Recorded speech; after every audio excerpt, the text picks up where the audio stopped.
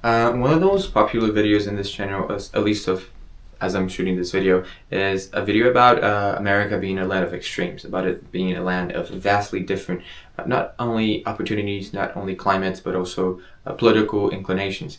And there's a lot of reasons to not be happy with any given place. There's a lot of reasons to want to leave the place that you've lived in all your life. And it might be you're tired of your friends, you're tired of your family, you've done some socially awkward things, you're kind of running away. It could be the political climate, it could be the just overall weather really and climate, because I know weather is a big factor on whether you're happy living where you are. And all those are very valid considerations. And so if you're American and you're thinking, well, should I move states or should I move abroad? So let's say you're in Oregon. Should I move to, I don't know, Texas? Or should I move to Mexico? Or should I move to Australia? Or should I move to, I don't know, Ireland? And those are all very valid considerations. I think lately on the internet there's been a move towards just give it all up and move abroad.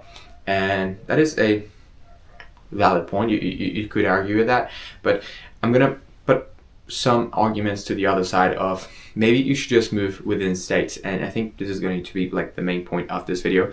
The fact that America is just so different, like that states are just so different from one another, might mean that regardless of what your particular weather inclinations are and your particular political inclinations are and your particular geographical inclinations are, the probability that you're going to have a closer match to what you personally align within the US is actually quite high, especially if you consider that overall, if you're American, you probably only speak English. You probably want to at least be somewhat close to the US. There are advantages, obviously, to being closer back home. If you're American, you're going to be taxed by the US no matter what, which is actually an incentive to stay, because well, if you stay in the US, you have to file one tax return, which is an American tax return. And if you go abroad, you're still going to have to file the American tax return, but very likely you're also going to have to file the other tax return as well. And so in terms of simplifying your life, it might also be easier to just stay in the US.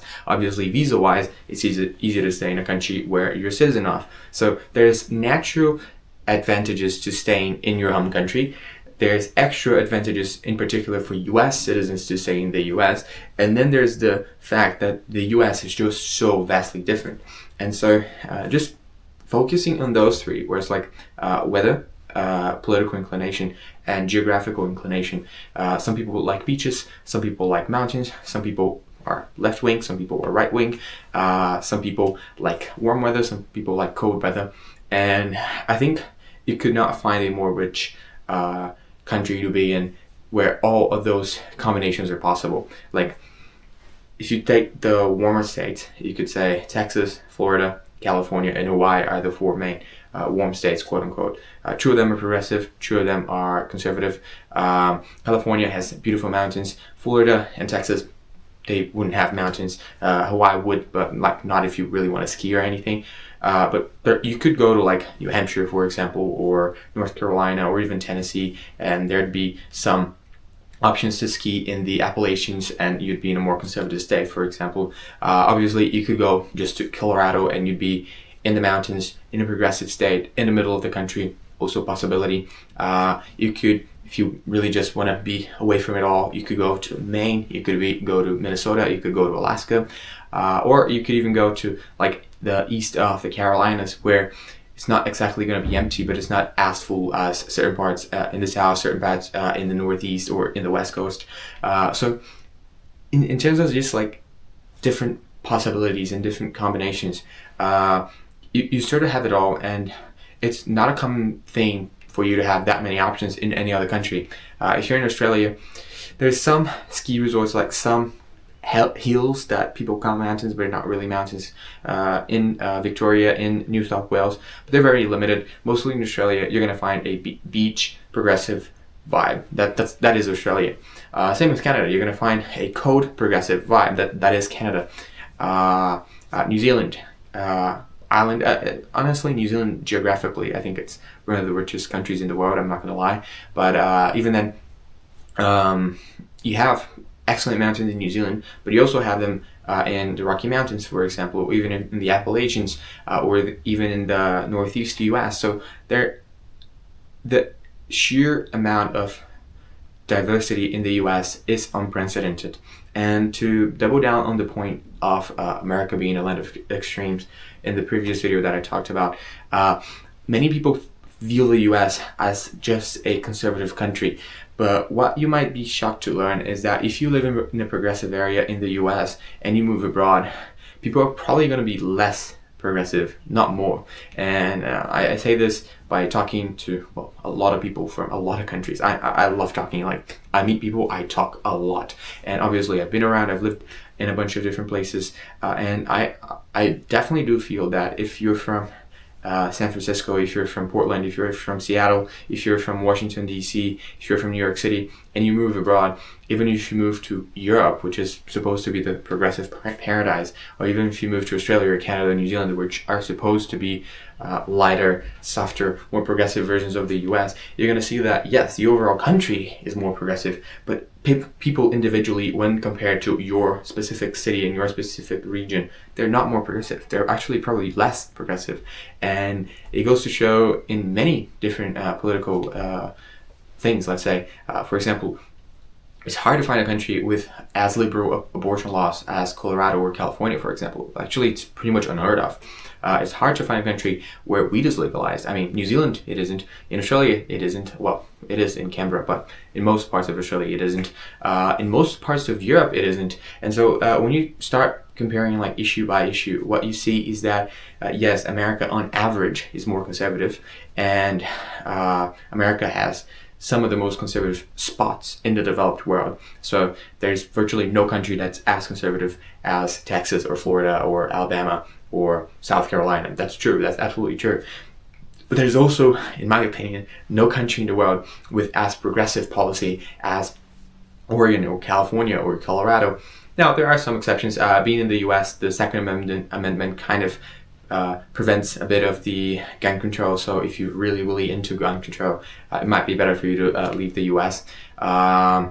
Overall, even in taxes, really, like the fact that states have different taxes in the US, the amount of services provided in California and in Florida, just due to the amount of revenue that each state collects being very different, the service is also very different.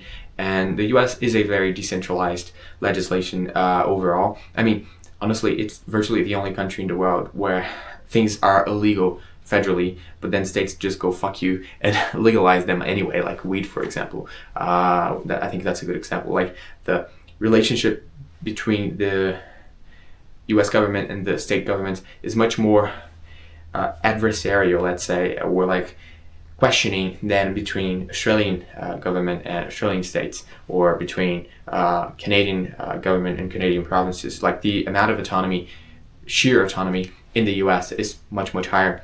And there's still some valid reasons to leave the US. I've mentioned a few of them in the video, but I think if I were American overall, I would probably try to find somewhere within the states actually to move to, because it's very unlikely that you're gonna find a more rich combination of geographical climate and political variability than in the United States. Also, that is, I guess, a nice plus. If you can't take your job with you, so if you're not an entrepreneur, if you're not a digital nomad, if you don't remote work somehow, the probability that staying in the US you're going to earn more money is 100%. It's not even 90%, it's just 100%. Like as of 2025, it might change with like the dollar maybe going down, with the tariffs, all those shitty economic things. But as of right now, being in America, you can expect to earn at least 2 to 3 times more than virtually anywhere in the world, except for maybe Switzerland, and that's it. And also Switzerland is really hard to move for Americans. So I feel the will to leave, and obviously I left my own country, and I've been traveling for a couple of years now, and I've lived around, and it's good. But if it's just a one-time move, permanent sort of thing, because obviously if you want to just go travel, by all means go travel, but if it's a one-time move, staying in the US might still be the best option for you. But yeah, I hope you guys enjoyed this video. I want to see what you guys think. Maybe you think I'm being stupid. And it's been a while since I've been to the US. I was in the US last time in 2019, and now it's 2025. So it's been 6 years since I've left. I haven't been there since the pandemic, really. And so I might be just stupid. So comment below and I'll read probably every single one of your comments. See you around.